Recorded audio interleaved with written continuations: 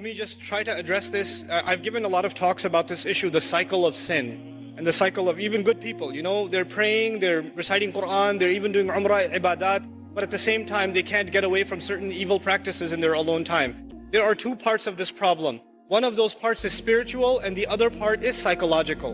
And we have to address both of those parts. Let me start with the psychological only because most of the time when we have these discussions, we don't address the psychological side, we only address the spiritual side. So I'll try to address the psychological side of this a little bit.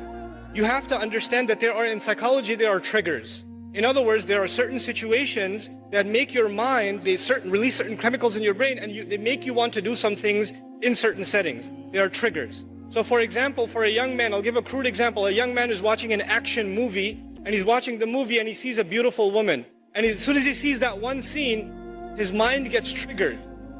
And he pauses the movie and watches something far worse. And he gets into the habit of doing that. It wasn't the movie itself, it was just that one thing that triggered it.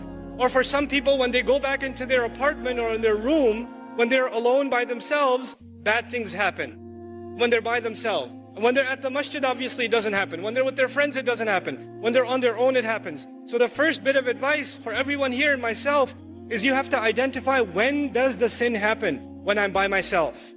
Where am I when it happens? What times does it happen? And if you can identify the problem times and the problem places and the problem situations, you have to try to change those situations.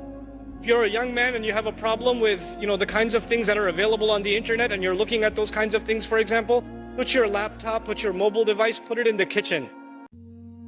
So that your mother's walking by, your dad's walking by, and the mobile device, don't put it in your room. And parents, put that stuff in a visible place in the house. These screens are destroying our kids.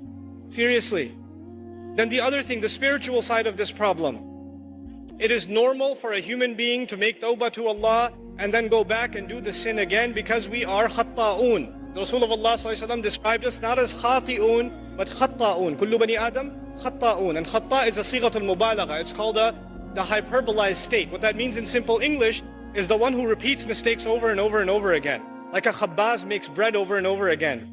A khatta' makes mistakes over and over again. So that will happen. It's inevitable that some sin will occur over and over again. However, if in the back of your mind, the moment you made tawbah, you are already thinking about 3 weeks from now, I'm going to be doing this again anyway. If you're thinking that in the back of your head, then لَيْسَتِ التَّوْبَةِ لِلَّذِينَ يَعْمَلُونَ السَّيِّئَاتِ. Tawbah is not for people who continually do evil deeds. They've already accepted it. Allah says, وَلَمْ يُصِرُّوا عَلَى مَا فَعَلُوا. They don't insist on what they did. In other words, you have to make a serious, verbalized, conscious commitment. This has to stop.